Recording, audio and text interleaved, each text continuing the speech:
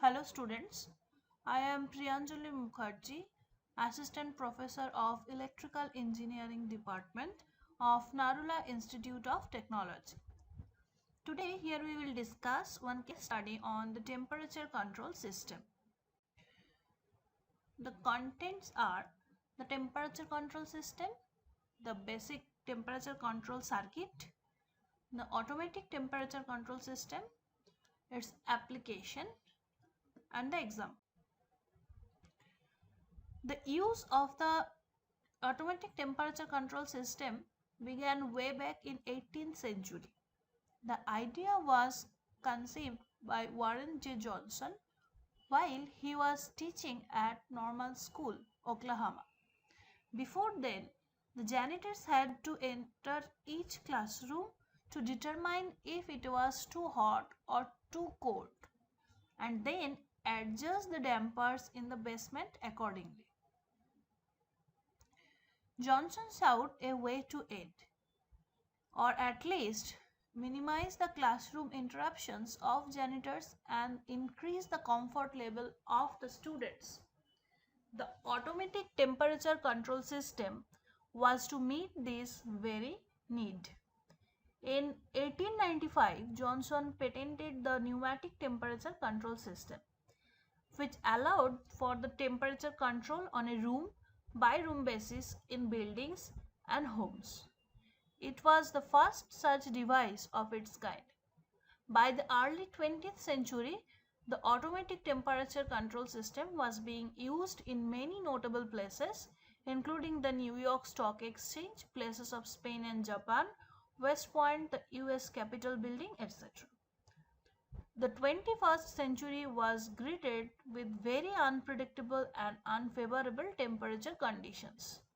The greenhouse effect has left our world exposed, and this resulted in a lot of uncertainties in our weather conditions and climate generally. There has been a growing need for the temperature of certain areas to be kept within the certain range.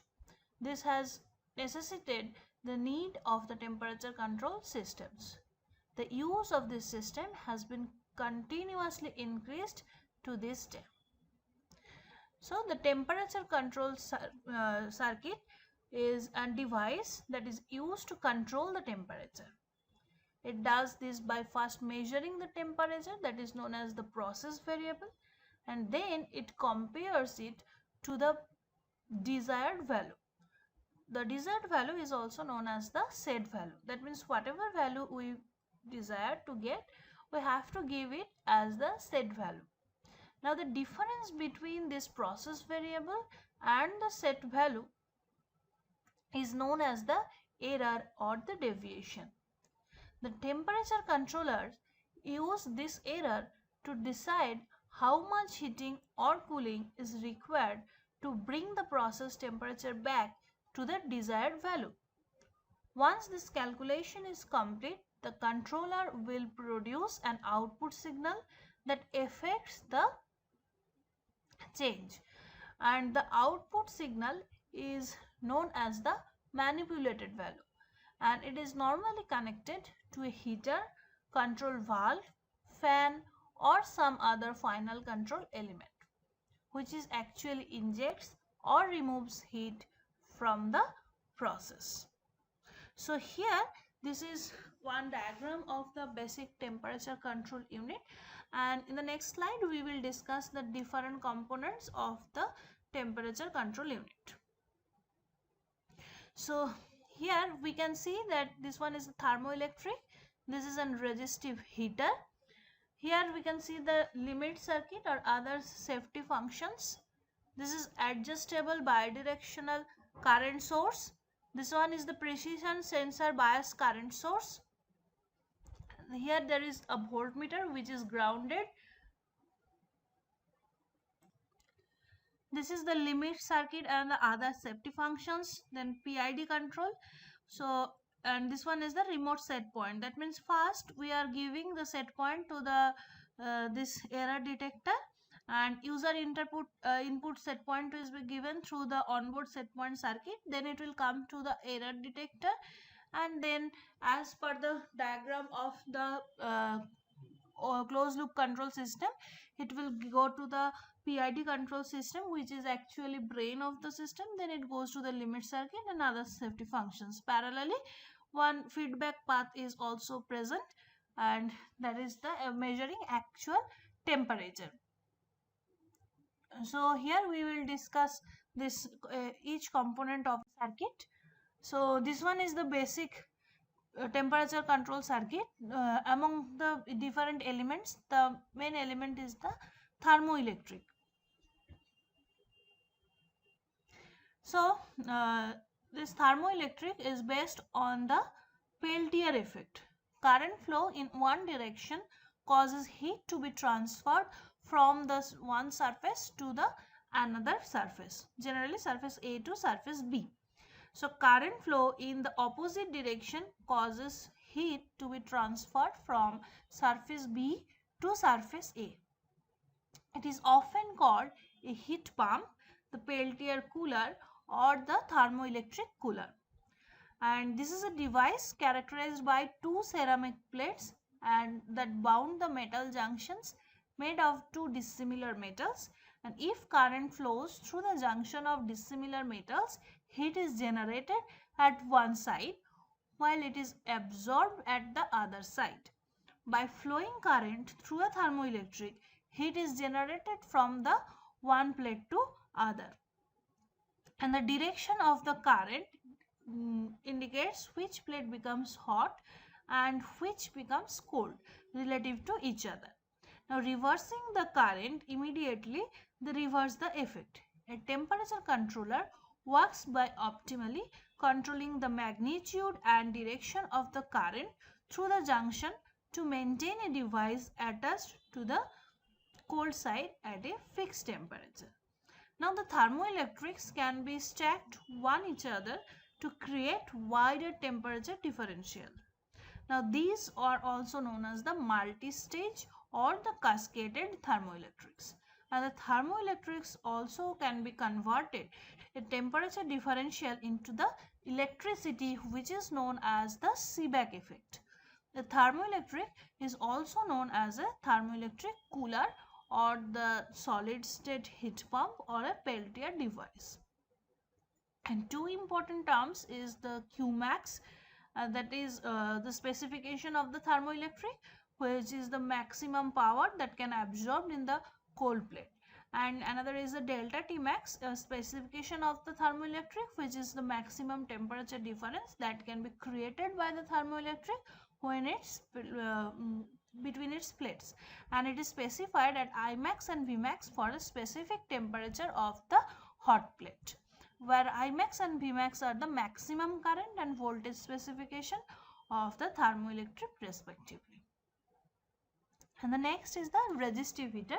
This is the diagram of the resistive heater, and it's like a toaster element. Current flow through the resistive heater is converted to heat.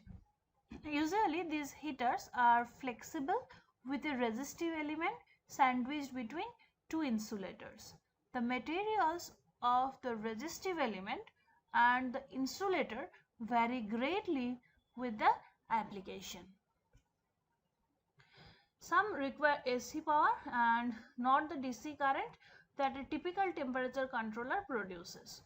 With a resistive heater, current flow become either direction generates the heat, therefore there is no active cooling function, and cooling is accomplished by dropping the current flow to zero and allowing the heat to dissipate into the ambient surroundings.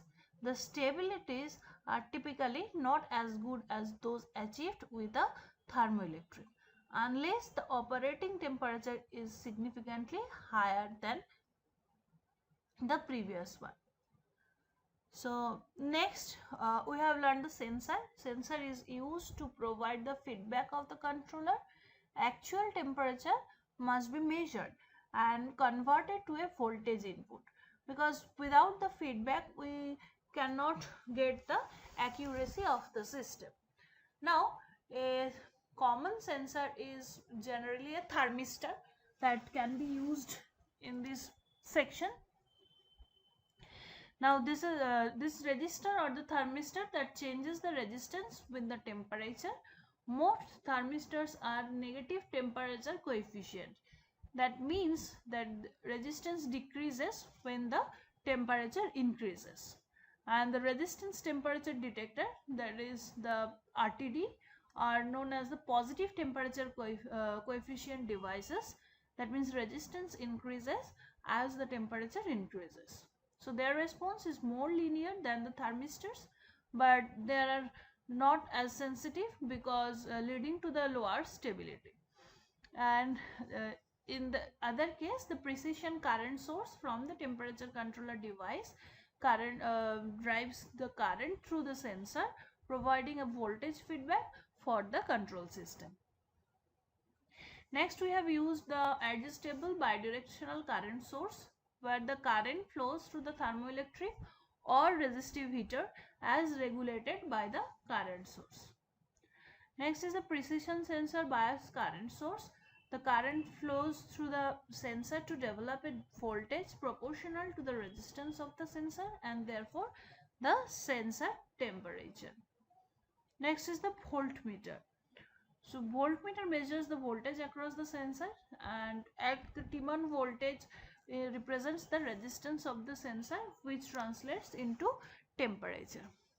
The summing amplifier are used to the measure difference between the set point and the actual temperature, or to the sum onboard set point trim point with a remote analog set point signal.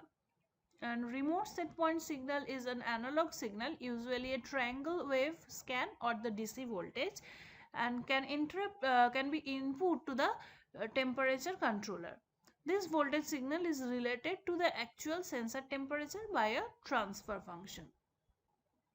An onboard set point circuit, since the set point is application specific, it must be adjustable by the user. And here we have used the control system, which one is the closed loop, and the error between the set point temperature and the actual temperature is acted on the drive to appropriate amount of current to the temperature actuator, that is thermoelectric or the resistive heater. Next we have used the limit circuit. The section of the temperature controller protects the thermoelectric or resistive heater and the device under the temperature control. The thermoelectrics are approximately 10% efficient. The electric power delivered to the thermoelectric is converted to heat that must be removed from the load. The hot side of the thermoelectric is mounted to a heatsink. With the heatsink is inadequate, the sensor reports an increase in temperature and the excess loss in the thermoelectric. That means the thermoelectric is converted to heat that must be removed from the load. And if the heatsink is inadequate, the sensor reports an increase in temperature to the controller. Then the derives more current through the thermoelectric, adding more heat to the inadequate heatsink. And this cycle is known as the thermal runaway. The user sets the limit current based on the operating parameters of the thermoelectric and the maximum capacity of the heatsink. And the next one is the safety functions. Usually a thermoelectric is used in conjunction with a device that is sensitive to temperature. If the thermoelectric fails or the system reaches a temperature too high for the device, various safety signals can be tripped to shut off the power of the device. Next is the error generation. To know how the system is functioning, the actual temperature is compared to the set point temperature. Those two voltages are subtracted or it get addition as per the signal sign given over there, and generally we use the negative feedback, so generally two voltages are subtracted and the result is known as the error or the deviation. The output of adjustable current source will vary to keep the temperature feedback signal the same. The next is the PID control system, which converts the error signal into the control signal to the adjustable current source. And the we know that PID provide the proportional with integral and the derivative control. This controller combines the proportional control with the two additional adjustment, which helps the unit to automatically compensate for changes in the system. These adjustments are integral and derivative and expressed in time-based units. They are also referred by their reciprocals, the reset and rate. That is the reset control and the rate control respectively. The proportional, integral and derivative terms must be individually adjusted or tuned to a particular system using the trial and error method. It provides the most accurate and stable control among the three controller types, and it is best used in the system which have a relatively small mass, those which react quickly to the change in the energy added to the process. It is recommended in the systems where the load changes often and the controller is expected to compensate automatically due to frequent changes in the set point, the amount of energy available or the mass to be controlled. Some other controllers exist which are designed to automatically tune themselves. These are known as the auto tune controllers. Next is the limit circuit. We have already discussed that it is a one way to damage the thermoelectric to drive too much current through it, and each actuator data sheet will specify a maximum operating current. This exceeding current will damage the device, and to avoid this the limit circuit is included in the temperature controller, which determines the maximum setting, and the output current is kept from the exceeding that level, and most the limit circuits cap the current at the maximum level and keep operating. And we have already discussed on the safety features. That means the thermal runaway condition indicator, the temperature limits for the both low and both high can also be available to trigger the indicators or shut down the output current. Next is the automatic temperature control system.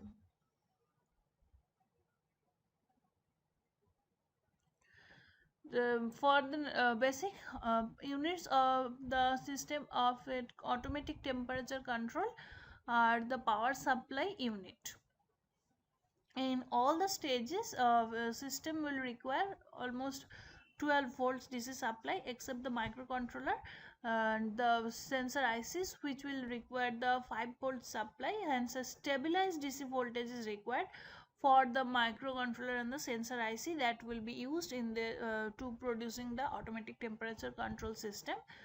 And this method is to create a linear power supply which includes a 12-volt step down transformer, the bridge rectifier, filter capacitor and 5-volt voltage regulator of positive output kind. And the transformer is also required, which convert the AC electricity from one voltage to another with little power losses. And step up transformers will increase voltage while step down transformers reduce the voltage. Most power supplies such as one we can use in the automatic temperature control system, generally a step down transformer to reduce the dangerously high mains voltage, that is to a safer low voltage, and the input coil is the primary and output is the secondary, and there is no electrical connection between the two coils of a transformer. Instead, they are linked by the alternating magnetic field creating the soft iron core of the transformer. And the rectifier that will convert the AC to DC, several ways of connecting the diodes to make the rectifiers from convert the AC to DC. The bridge rectifier is most important, and it produces a full wave varying DC. The full wave rectifier can also be made from just two diodes if a center tap transformer is used, but this method is rarely used now that the diodes are the cheaper. A single diode can be used as a rectifier, but it only uses the positive part of the AC to produce the half-wave varying DC. And for the filtration, smoothing is performed by a high-valued electrolytic capacitor connected across the DC supply to act as the reservoir, supplying current to the output when varying the DC voltage from the rectifier is falling. The capacitor charges quickly near the peak of the varying DC and then the discharges as it supplies the current to the output. For the voltage regulator ICs available, generally they are fixed. They are suppose 5, 12 and 15 volt or variable output voltages. They are also rated by the maximum current they can pass. Negative voltage regulators are available mainly for the use in the dual supplies. Most regulators include some automatic protection from excessive current to overload protection, overheating, that is thermal protection. And many of the fixed voltage regulator ICs has 3 leads and look like the power transistor, such as the 7805 or plus 5 volt 1 ampere regulator. They include the hole for the attaching heatsink if it is necessary. Next is the temperature sensing unit, which is the another basic unit of the automatic temperature control system. For the temperature sensing unit, it senses or detects the temperature in a room. The unit consists of a ceramic negative temperature coefficient thermally sensitive resistor. There is the NTC thermistor. Then this type of temperature sensor exhibits a decrease in electrical resistance with increasing temperature, and it is a semiconductor based ceramic device, generally has an operating temperature range of minus 50 degrees Celsius to plus 150 degree Celsius, and it is accurate to plus minus 0.1 degree Celsius. The NTC thermistor has a relatively large change in the resistance with respect to the temperature of the order minus 3% per degree Celsius to minus 6% per degree Celsius, which provides an order of the magnitude of greater sensitivity or signal response that most other temperature sensor such as thermocouples and RTDs.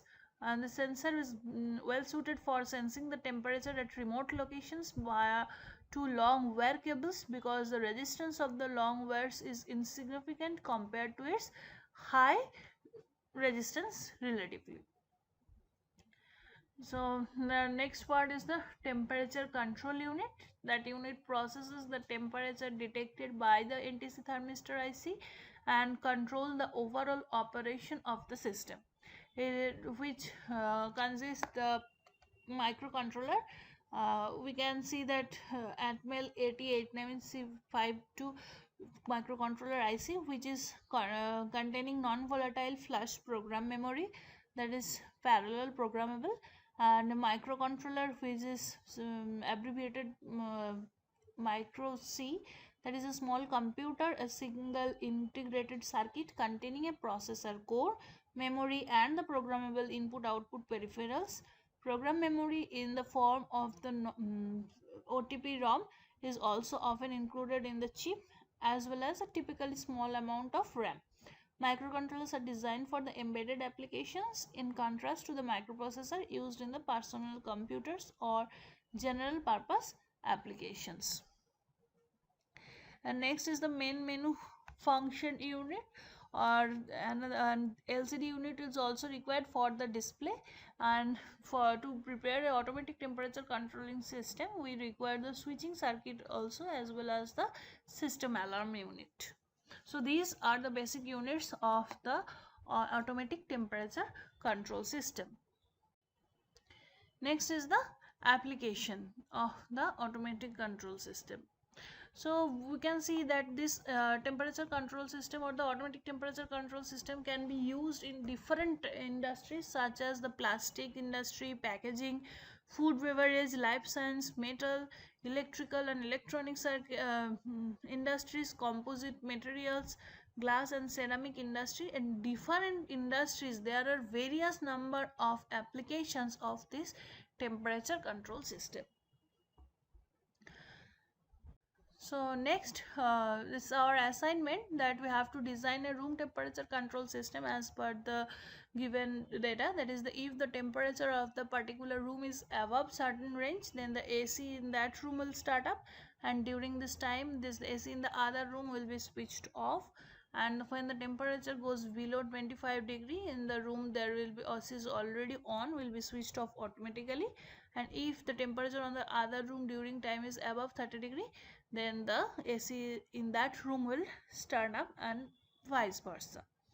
That means by it will be not only a single room temperature control system, we will you can design a temperature control system which can be control the temperature of different rooms of a house at a time. So it's our assignment. These are the references.